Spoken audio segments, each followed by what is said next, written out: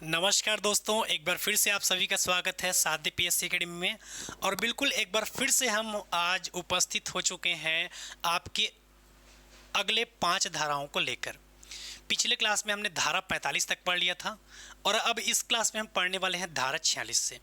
तो क्या आप सभी तैयार हैं आज का क्लास को अटेंड करने के लिए? तो बिल्कुल हो जाइए तैयार, क्योंकि आज की क्लास में हम करने वाले हैं आने वाली 5 धाराओं को।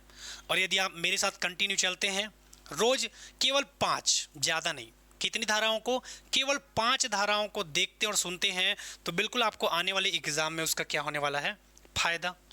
तो सबसे पहले हम देखते हैं कि धारा 46 क्या कहता है। इसके बाद हम देखने वाले हैं धारा 47 क्या कहता है। इसके बाद हम देखने वाले हैं आपका धारा 47 का क्या कहता है। इसके बाद हम देखने वाले हैं आपका धारा 47 ख क्या कहता है।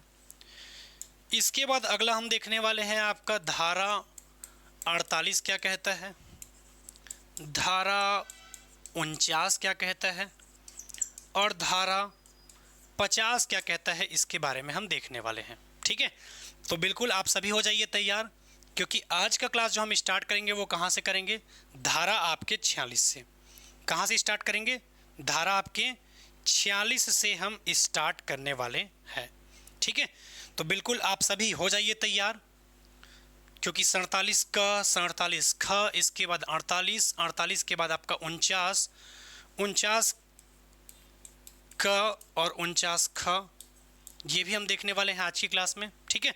तो बिल्कुल आप सभी हो जाइए तैयार, क्योंकि आज की क्लास में फिर हम आगे देखने वाले हैं कि आपके कौन कौन सी धारा के बारे में किस में चर्चा किया गया है, ठीक है। तो आपको यदि मैं बताऊं किसके बारे में हम बात करें, धारा 46 के बारे में, किसके बारे में बात करूं, धारा 46 क्या कहता है आपका, तो याद रखना है यदि आपके पेपर में पूछा जाएगा तो धारा 46 आपका कहता है ग्राम पंचायत की स्थायी समिति। क्या कहता है, ग्राम पंचायत की स्थायी समिति के बारे में बात करता है। ग्राम पंचायत की स्थायी समिति के बारे में बात करता है कौन, आपका धारा 46। पेपर में यदि आपसे पूछा जाएगा तो आप सभी को याद रखना है धारा 46 किसके बारे में बात करता है। यदि आपसे पूछा जाएगा तो याद रखना है ग्राम पंचायत की स्थायी शक्तियों के बारे में बात करता है।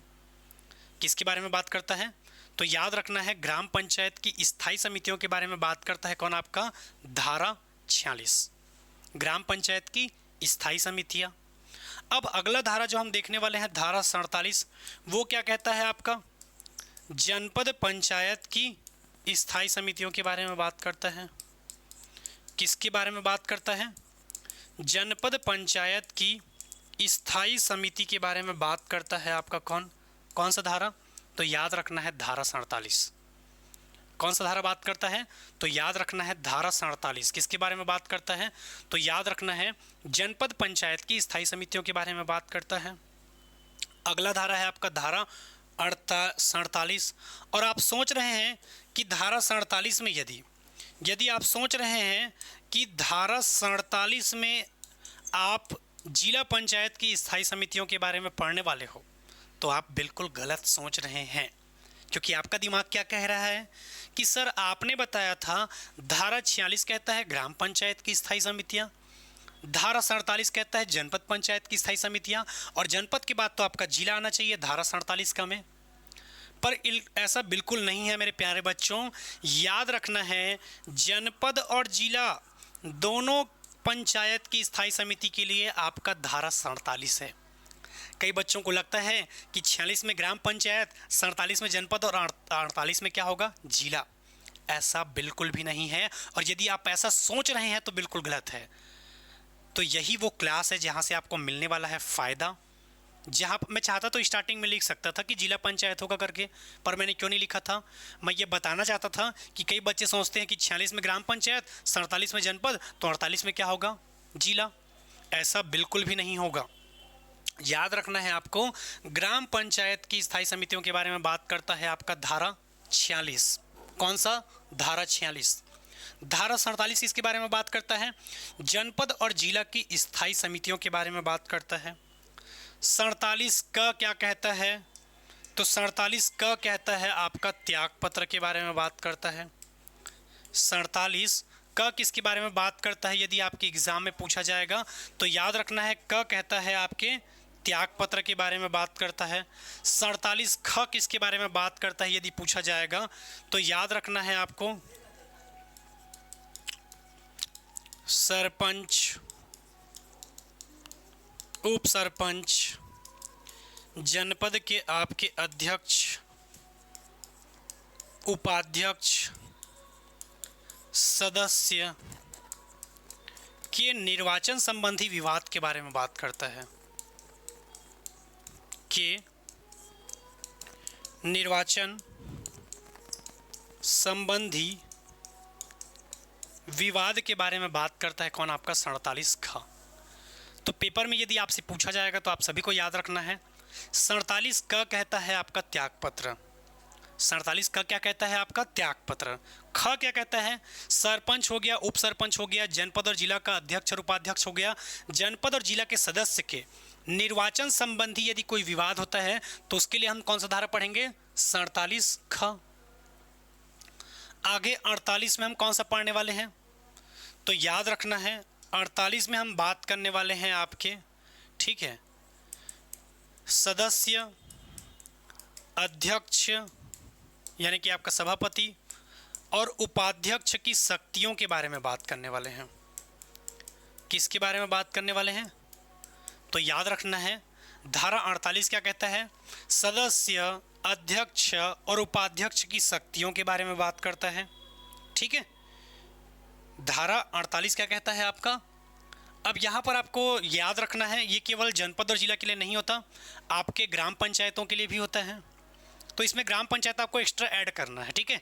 कई जगह जब आप बुक में पढ़ोगे तो केवल अध्यक्ष या उपाध्यक्ष दिया है, तो यहाँ पर यदि आप काउंट करोगे तो सदस्य में आपके ग्राम पंचायत के सदस्य मतलब आपके पंच भी हो गए, सरपंच भी हो गया, उप सरपंच भी हो गया। तो जितने भी आपके पंचायत हैं उनके शक्तियों के बारे में बात करता है आपका धारा 48।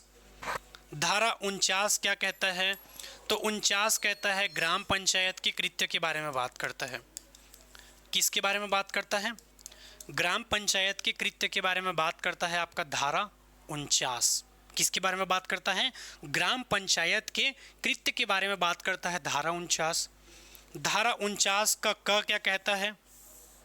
तो क के बारे में आपको याद रखना है, धारा 49 का क कहता है ग्राम पंचायत के अन्य कृत्य के बारे में बात करता है। कृत्य का मतलब क्या होता है सर जी? तो कृत्य का मतलब होता है कार्य। तो ग्राम पंचायत के अन्य कृत्य के बारे में बात करता है कौन? आपका धारा 49 का। धारा 50 आपका क्या कहता है? तो याद रखना है, धारा 50 कहता है आपके जनपद पंचायत के कृत्य के बारे में। जनपद पंचायत के कृत्य के बारे में बात करता है कौन? आपका धारा 50, ठीक है। यहाँ तक आपको याद रखना है। अब एक बार सरसरी तौर पे हम रिवीजन करते हैं। धारा 46 कहता है आपका ग्राम पंचायत की स्थायी समिति के बारे में बात करता है। क्या कहता है? ग्राम पंचायत की स्थायी समिति के बारे में बात करता है कौन? आपका धारा 46। धारा 47 कहता है जनपद और जिला पंचायत की स्थायी समितियों के बारे में बात करता है। धारा 47 क्या कहता है? आपका जनपद और जिला के स्थायी समितियों के बारे में बात करता है। धारा 47 का क्या कहता है? तो याद रखना है, क कहता है आपका त्यागपत्र। 47 क क्या कहता है आपका? तो याद रखना है, क कहता है आपका त्यागपत्र। 47 ख क्या कहता है आपका? तो याद रखना है, सरपंच, उप सरपंच, अध्यक्ष, उपाध्यक्ष, सदस्य के निर्वाचन संबंधी विवाद के बारे में बात करता है आपका 47 ख में। वहीं हम धारा 48 में किसके बारे में बात करते हैं? तो धारा 48 आपका कहता है सदस्य, अध्यक्ष, उपाध्यक्ष, सरपंच, इनकी शक्तियों के बारे में बात करता है। धारा 49 क्या कहता है आपका? तो याद रखना है, ग्राम पंचायत के कृत्य के बारे में बात करता है। धारा 49 क्या कहता है आपका? तो याद रखना है, ग्राम पंचायत के कृत्य के बारे में बात करता है। धारा 49 का किसके बारे में बात करता है? तो याद रखना है, ग्राम पंचायत के अन्य कृत्य के बारे में बात करता है। धारा 50 क्या कहता है, तो याद रखना है जनपद पंचायत के कृत्य के बारे में बात करता है। किसके बारे में बात करता है? जनपद पंचायत के कृत्य के बारे में बात करता है। तो इतना देखना था हमें आज की क्लास में, और बिल्कुल एकदम शांत दिमाग से देखते रहिए, बार बार रिवीजन करते रहिए, बिल्कुल ये धारा आपको मुहखरा याद हो जाएगा कुछ ही दिनों में। ठीक है, तो फिर से मुलाकात होगा दोस्तों, तब तक के लिए धन्यवाद। जय हिंद, जय भारत, जय छत्तीसगढ़।